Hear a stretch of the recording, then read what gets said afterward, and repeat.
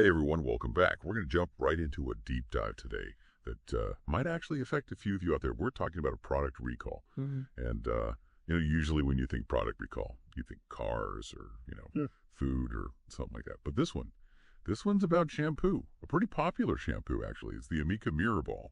And there's this whole contamination issue. So to get into the nitty-gritty, we're looking at a couple of sources today. The Office for Product Safety and Standards announcement, and then a statement from Amika itself. So yes, to be super clear up front, we're talking about a very specific product here.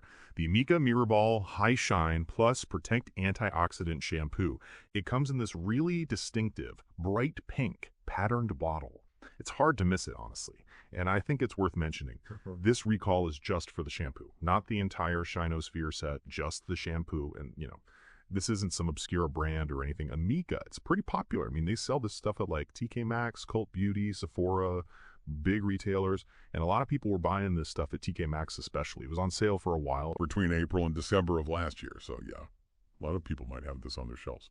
So, contamination. I got to say, when I first saw that word, the announcement, I kind of did a double take. Microbiological contamination. That just sounds, I don't know, scary. What exactly are we talking about here? Well, basically it means that there are tiny organisms, like bacteria, that have been found in some of the batches of this shampoo. And sometimes, those organisms can multiply. And they can cause problems. And in this particular situation, the bacteria that they found is called P.Gergoviae. P.Gergoviae. Okay, so we've got this bacteria in the shampoo. What does that even mean for someone who's been using this shampoo? Like, what's the worst case scenario? Yeah. I mean, it's totally understandable to be a little freaked out. I mean, bacteria in your shampoo, not exactly what you want to be thinking about in the shower. So this specific bacteria, P.Gergoviae, it can actually do a couple of things. One, it can actually change the smell of the shampoo. Oh, really? Yeah. So if you notice that the shampoo doesn't smell like it used to, that could be a sign. And more importantly, this bacteria can cause some skin irritation, particularly on the scalp. They're not fun. So wait, so if you're using this and you start getting like an itchy scalp. Exactly. That could be because of this bacteria. That's kind of, I don't know, icky. But you said it's usually temporary. Well, right. The good news is it's usually temporary. And even better news, there haven't been any reports of any serious health issues connected to using this shampoo. Okay, that is good news. But temporary irritation, that's still not ideal.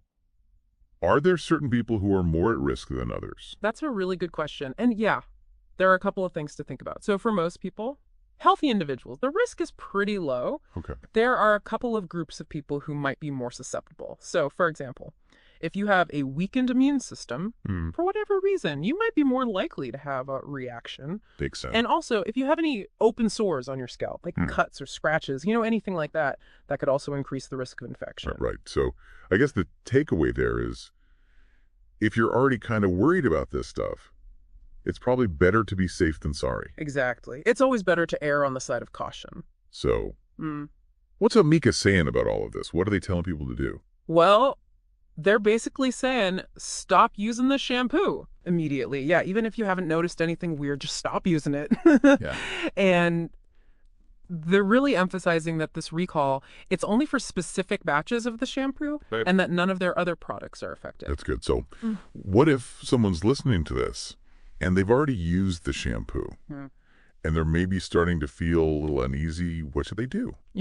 It's always a good idea to just pay attention to how your body reacts to any product, really. So if you've used this shampoo, just keep an eye out for anything unusual, like any skin irritation, any changes in your scalp, anything that just doesn't seem quite right. Yeah. And if you notice anything concerning, or if you have a pre-existing condition that might make you more susceptible to infection, then definitely talk to your doctor. Yeah. It's always better to be safe than sorry. This whole thing. It just kind of makes you think, Like, how much do we really know about what's in the products we use every day? You just kind of assume that everything's safe. Maybe we shouldn't be so quick to assume.